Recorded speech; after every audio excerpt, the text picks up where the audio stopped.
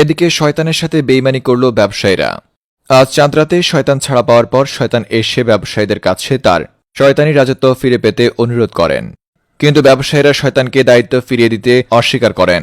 তারপর শয়তান তার দলবল নিয়ে এসে ব্যবসায়ীদের আধা ঘন্টা গালমন্দ করে যান। তাতেও ব্যবসায়ীরা শয়তানের দায়িত্ব ফিরিয়ে দিতে চাননি।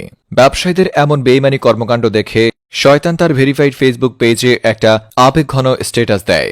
সেই স্ট্যাটাসে শয়তান লেখেন, স্বার্থের দুনিয়ায় কেউ আপন নয়, যাদেরকে ভাই ভাবতাম তারাও আজ আমার সাথে বেইমানি করল।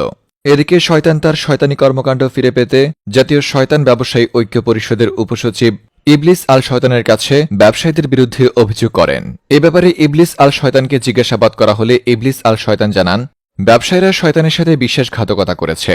শয়তান বিশ্বাস করে ব্যবসায়ীদের হাতে তার দায়িত্ব বুঝিয়ে দিয়ে গেছেন, কিন্তু 1 মাস পর শয়তান যখন তার দায়িত্ব ফিরিয়ে দিতে অনুরোধ করেন তখন ব্যবসায়ীরা তার সাথে বেইমানি করেন।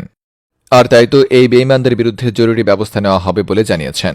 বিস্তারিত দেখুন বিশ্ব বেইমানের রিপোর্টে। যেখানে শয়তানের অসওয়াসায় মানুষ মানুষের সাথে বেইমানি করে, সেখানে আজ শয়তানের সাথে বেইমানি করে বসেছে ব্যবসায়ীরা।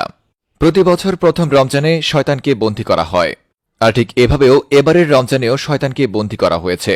কিন্তু বন্দী করার আগের দিন শয়তান ব্যবসায়ীদের কাছে তার শয়তানি দায়িত্ব বুঝিয়ে দিয়ে যায়। শয়তান ভেবেছে শয়তানের পরবর্তীতে ব্যবসায়ীরা শয়তানের সকল শয়তানি কর্মকাণ্ড করে যাবে। যদিও শয়তানের দায়িত্ব ঠিকঠাকভাবে পালন করে গেছেন ব্যবসায়ীরা। তারা রমজান মাসে ছোলা, বুট, পেঁয়াজ এবং বিভিন্ন নানারকম দ্রব্যমূল্যের দাম বাড়িয়ে দেয়। সেই সাথে বাড়িয়ে দেয় তরমুজের দাম। মূলত গত বছর তরমুজের দাম বৃদ্ধি করেই শয়তানের মন কেড়ে নিয়েছে ব্যবসায়ীরা, আর তাই তো এবারেও তারা তরমুজের দাম বৃদ্ধি করে ফেলেছে। তবে বন্দী শয়তান মনে মনে ভেবেছিল ব্যবসায়ীরা হয়তো তার মনে সন্তুষ্টির জন্যই কাজ করে যাচ্ছে, কিন্তু শয়তান বুঝতেই পারেনি যে ব্যবসায়ীরা তার থেকেও বড় শয়তান। আর এজন্যই এবার রমজান শেষে চাঁদরাতে শয়তানকে যখন ছাড় দেওয়া হয় তখন শয়তান এসে ব্যবসায়ীদের কাছে তার শয়তানি রাজত্ব ফিরে পেতে অনুরোধ করেন। কিন্তু এদিন শয়তানের কথা রাখেননি ব্যবসায়ীরা। শয়তানের সাথে সরাসরি তারা বেইমানি করে বসেছেন।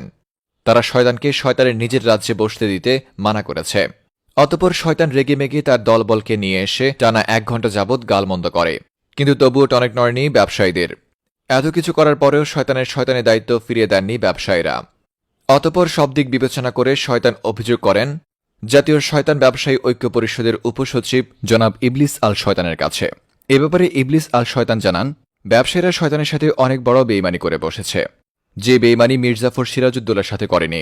প্রথম রমজানের শয়তান চলে যাওয়ার সময় শয়তান তার শয়তানি কর্মকাণ্ড ব্যবসায়ীদের হাতে তুলে দিয়ে বলেছে সে যখন ফিরে আসবে তখন তার হাতে আবার তার ক্ষমতা ফিরিয়ে দিতে। তখন ব্যবসায়ীরা শয়তানের শর্তে রাজি ছিল, কিন্তু দীর্ঘ 1 মাস পর শয়তান যখন আবার ফিরে এসে ব্যবসায়ীদের কাছে তার ক্ষমতা চায় তখনই ব্যবসায়ীরা তার সাথে পোল্টি মেরে বসে, যেটা পলাশী যুদ্ধে মির্জাপুরের বেইমানির চেয়েও কয়েক ধাপ এগিয়ে। তিনি বলেন শীঘ্রই তিনি ব্যবসায়ীদের কাছে শয়তানের সকল ক্ষমতা ফিরে পাওয়ার জন্য সর্বোচ্চ চেষ্টা করবেন। এ ব্যাপারে তিনি শয়তানকেও আশ্বাস দেন। রিপোর্টার বিশ্ব বেইমান ফ্রম নিউজ ভাইয়া।